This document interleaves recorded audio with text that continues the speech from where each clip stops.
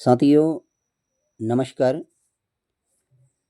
आप सामने स्क्रीन में देख पा रहे होंगे एक अत्यंत महत्वपूर्ण विषय को लेकर के मैं उपस्थित हूँ। यह विषय प्रायः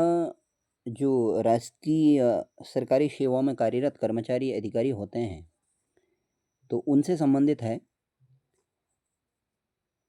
ये कर्मचारी आचरण नियमावली 2002 जो उत्तराखंड की है, उसका एक बिंदु है, उपबंध है, जो अत्यंत महत्वपूर्ण है, जिसके बारे में प्रायः देखा गया है कि जानकारी के अभाव के कारण एक दिग्भ्रम बना रहता है, एक संदेह बना रहता है कि सरकारी जो कर्मचारी है उसके क्या अधिकार हैं, क्या नहीं हैं, इस प्रकार की भ्रांति बनी रहती है। तो सबसे पहले हम इसमें चर्चा करने से पहले बात करें तो भारतीय संविधान का यदि अध्ययन करें तो भारतीय संविधान में प्रमुख रूप से स्वतंत्रता के समय तो मूलतः 7 अधिकार हमें प्रदान किए गए थे, लेकिन वर्तमान में 6 अधिकार प्रवर्तित हैं और उन 6 अधिकारों में भी एक महत्वपूर्ण अधिकार के रूप में है स्वतंत्रता का अधिकार, जो अनुच्छेद 19 के तहत आता है। और उस अनुच्छेद 19 में भी 7 प्रकार की स्वतंत्रताएं थीं और उनमें से एक स्वतंत्रता को निवारित करके अब वर्तमान में 6 स्वतंत्रताएं लागू हैं। 6 जो स्वतंत्रताएं हैं उनमें पहला जो है उपबंध वाक एवं अभिव्यक्ति की स्वतंत्रता, और दूसरा है शांतिपूर्वक और निरायुध सम्मेलन का अधिकार, तीसरा है संगम संघ या सहकारी समितियां बनाने का अधिकार, चौथा है भारत के राज्य क्षेत्र में सर्वत्र अबाध संचरण करने का अधिकार, पांचवा है भारत के राज्य क्षेत्र के किसी भाग में निर्बाध घूमने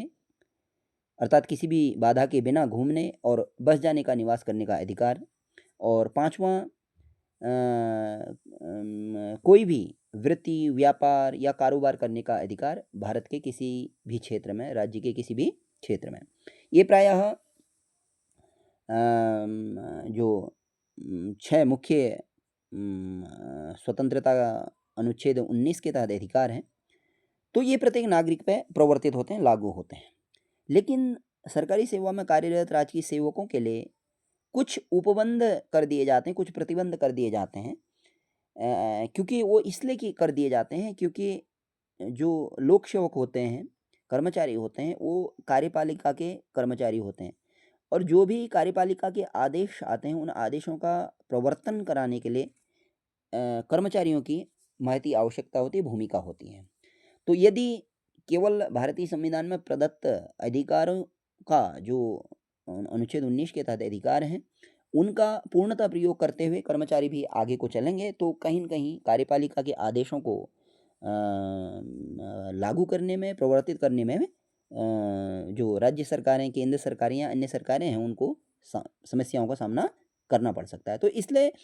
हर राज्य की, केंद्र की एक कर्मचारी आचरण नियमावली होती है। उसी के तहत उत्तराखंड में भी कर्मचारी आचरण नियमावली 2002 है। उसमें फिर उसके पश्चात माननीय उच्च न्यायालय का एक संशोधन भी है उसमें 2010 के नाम से।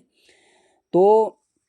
उसमें जैसे प्रमुख है, प्राय मैंने जैसे बताया कि आपको जो भी सरकारी कर्मचारी होते हैं, शिक्षक हों, वो अधिकारी हों, कोई भी हों, प्रायः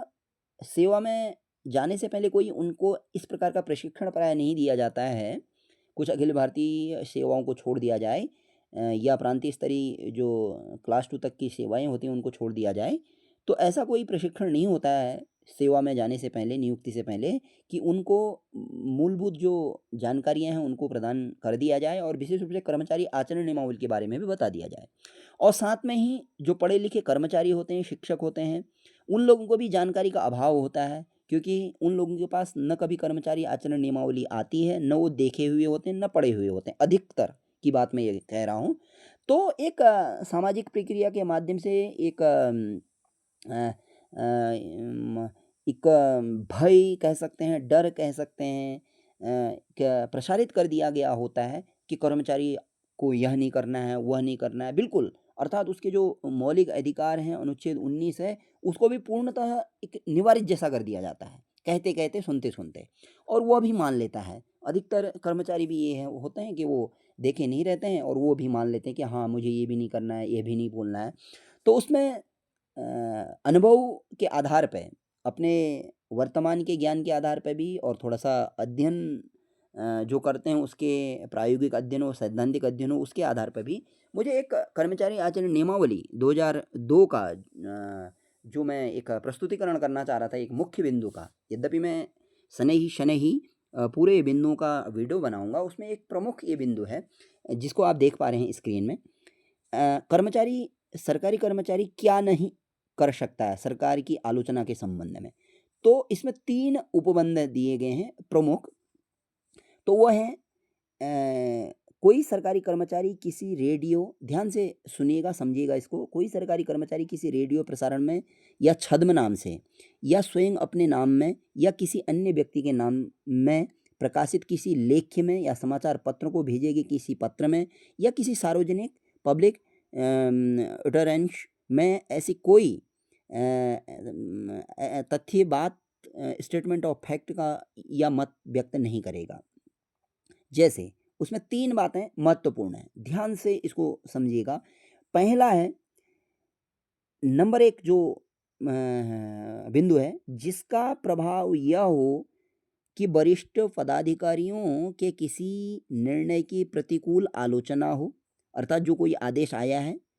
उस या कोई निर्णय किया गया है उसकी हम आलोचना नहीं कर सकते हैं, विपरीत आलोचना, या उत्तरांचल सरकार या केंद्रीय सरकार या किसी अन्य राज्य सरकार या किसी स्थानीय प्राधिकारी की किसी चालू या हाल की नीति,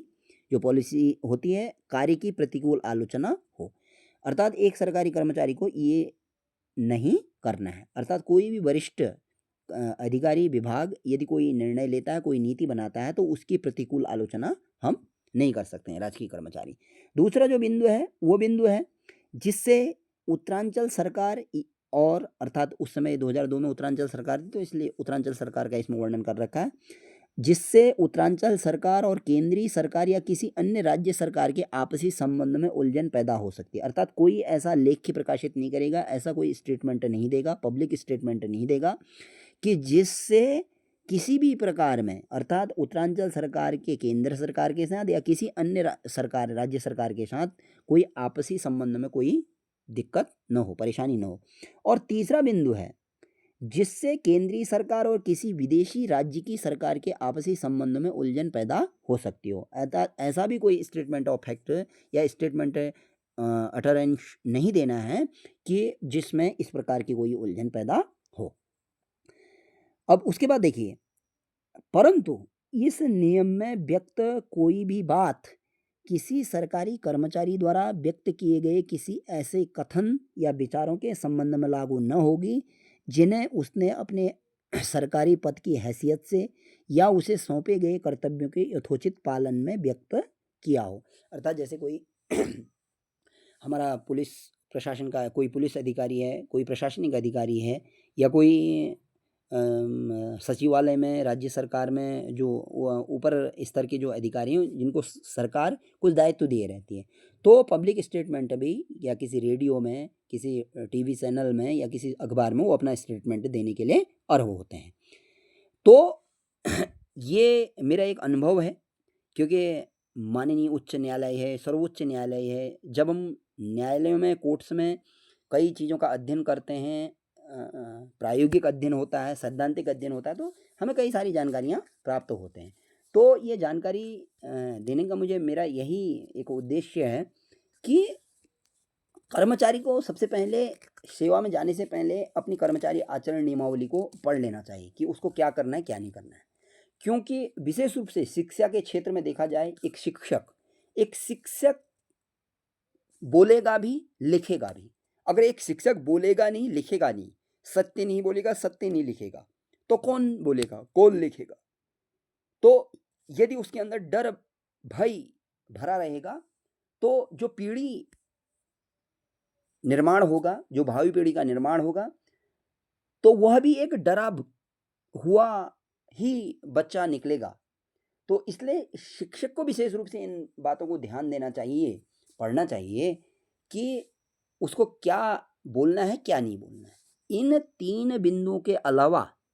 अगर कहीं पे भी वो अपना मत व्यक्त करता है, शैक्षिक मत व्यक्त करना चाहता है, तो उसको किसी भी प्रकार का भय नहीं करना चाहिए।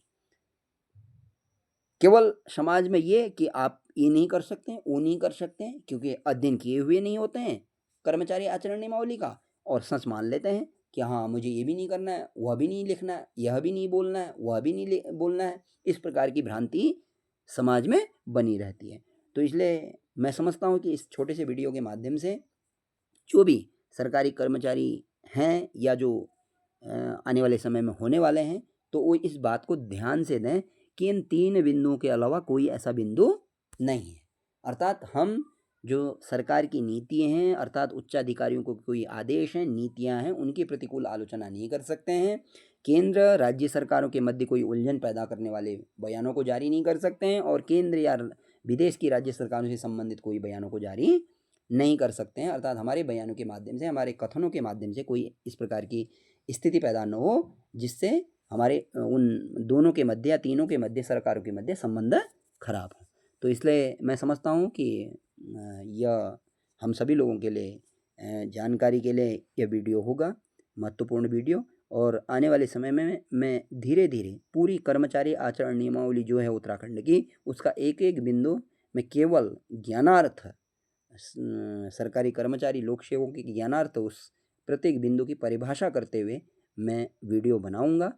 अपना जब भी रिक्त समय होगा तो आप सुनेंगे भी, देखेंगे भी, और उसको आत्मसात भी करेंगे, समझें। धन्यवाद। तब तक के लिए नमस्कार, शुभ संध्या।